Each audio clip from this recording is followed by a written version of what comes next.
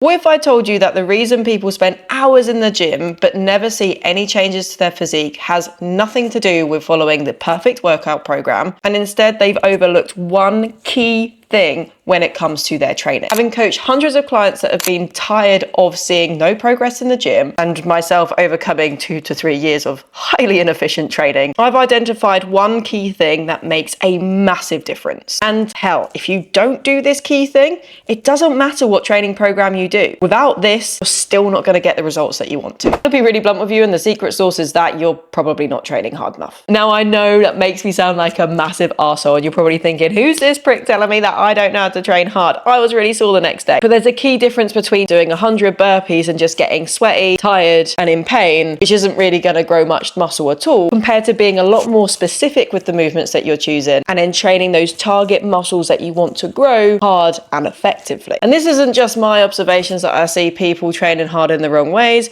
or not training hard at all. It's also been something that has been observed in a couple of labs. So this study showed that when people self-selected their training load, they significantly undershot how much load they thought they could do, lifting noticeably below their potential. And so yeah, there's a high chance you fall in this group too, and it's fine. We've all been there. Training hard is, well, hard. But why is it a problem if we never go to those icky dicky places? Well, my spicy little nugget. If you have stumbled across this video because you're looking to look a bit more toned, build some muscle definition, maybe be able to flex your bicep at parties. I was a wimp before anchor arms. Now I'm a jerk and everybody loves me. Whatever your bag is, you're gonna need to build muscle. And well, muscle growth, she's a stubborn little mistress. And she does like it a little bit rough if you are going to stimulate her to do what you want her to do. I didn't mean to say that. But when looking at muscle growth, it does tend to be those last 5 reps as you close in on muscular failure, aka where the muscle that you're trying to train calls you a dickhead and stops bloody working, is where you're sending the most signal for your muscles to adapt and grow from. So if you're always training like, well, a fucking wet wipe, it really doesn't matter if you're following the best program in the world, because you're not going to be executing that program in a way that's actually going to reward you with some muscle growth. I think it can be useful to pair a bit of data tracking to how hard you're training so that you have a bit of accountability as well as a cue to monitor how hard you're training. And what I love to use with my coaching clients and in the training app is the RPE scale. You might see this somewhere else as the RIR scale, pretty much the same thing, and they both do the job pretty damn well. RPE or RIR is a scaling system that goes from 0 to 10 to rate how hard you found a set. So with RPE, the scale goes from 0 to 10, 0 being training not very hard at all, aka did you even pick up a dumbbell, with RPE 10 being training so hard that your vertebra probably exited your asshole. With an RIR scale, which stands for reps in reserve, so the amount of reps you have left before you get to that vertebra shitting state, is an uno reverso on the RPE concept, with RIR of 0 being I have nothing left, with an RIR of 10 being you have not trained at all, you flaky little scoundrel. In our programs, 95% of the work is in the RPE 7 to 10 zone. As much as it's cool to train to the RPE 10 or the RIR 0, there is a payoff of training that hard all the time, and especially with certain movements. So if you're doing something like squats or deadlift and training that to complete failure every set multiple times a week, you might find that you get a little shagged up. So quite often I'll be programming a lot of those heavier compound movements around an RPE of 7 or 8, occasionally trickling up to 9, very rarely trickling up to 10, and more of those movements where there's maybe a little bit more stability or there's less of a fatigue buildup, things like your bicep curls or your crunches. You'll be able to train more frequently at those higher RPEs, so you'll be seeing those RPEs of 9 and 10 sprinkled over there pretty damn consistently. So now we have the RPE tool, let's go and use it.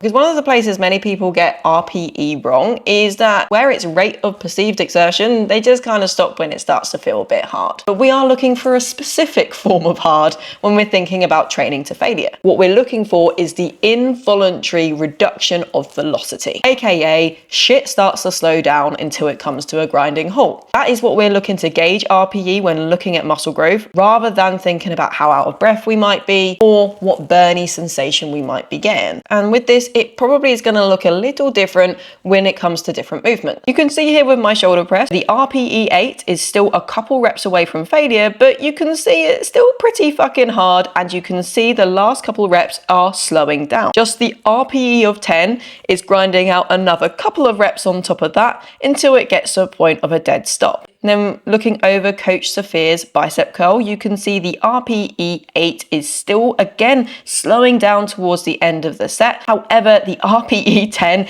is just taking it a couple reps beyond that, with each rep getting slower and slower until hitting that dead stop, which is that point of failure. And then looking at Coach Ben and his lat pull downs, you can see the RPE 8 is again slowing down as he fights to maintain range of motion and the quality of the set. And then the RPE 10 is just pushing a little bit more on top of that, getting to that ball buster grinding reps where they're coming again to that slow grinding stop. This is where recording your form can be super helpful, because quite often in the moment you can get the sensation of like, yeah, I trained real hard, and then you look back at the video and go, the last rep and the first rep were moving at the same freaking speed. And if they're moving at the same freaking speed, it means you have more reps to give, and you're gonna need to dig a little bit deeper, my love.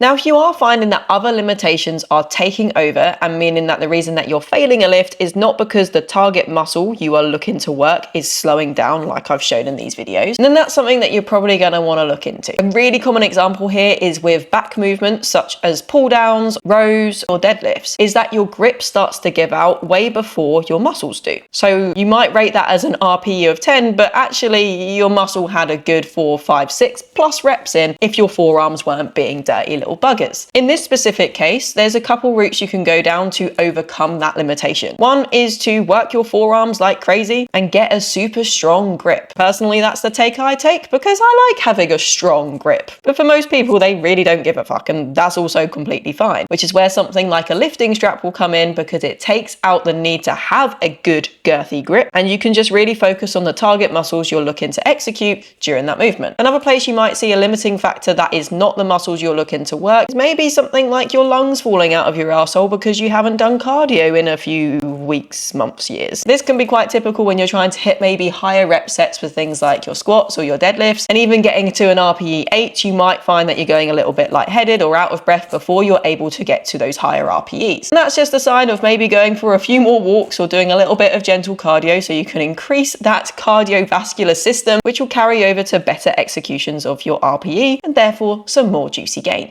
Before you little scallywags run off on your quest to Mordor to freaking fuck some shit up, a word of caution. Don't be a silly goose. Now, a really common mistake is people can then often overshoot some of the things that I've mentioned here. You know how I've alluded to already that the point of failure is the point where the muscle that you're trying to work gets to that point where involuntary slows down and then comes to the grinding halt.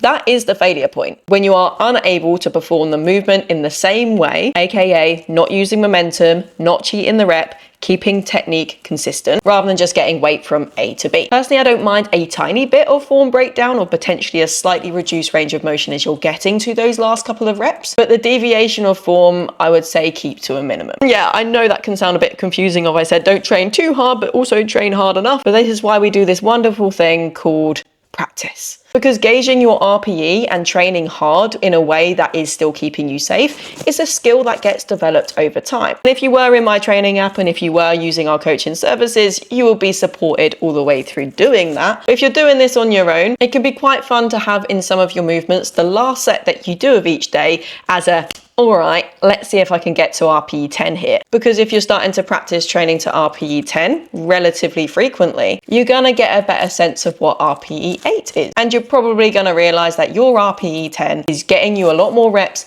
than you were doing before. So to summarize, if you're seeing undesirable results in building muscle in the gym, there's a good chance that you're not training hard enough. To learn to train hard, start looking out for your movement speed and interacting with an RPE or an RIR scale to keep yourself accountable and track your efforts. To enhance this further, start recording some of your form so you can see that 1, you are hitting a decent level of RPE as well as maintaining decent form. And then last but not least, make sure you practice, as this is a skill that is learned over years of training and training well. Thank you very much for joining me today, and I can't wait to see you on the next one.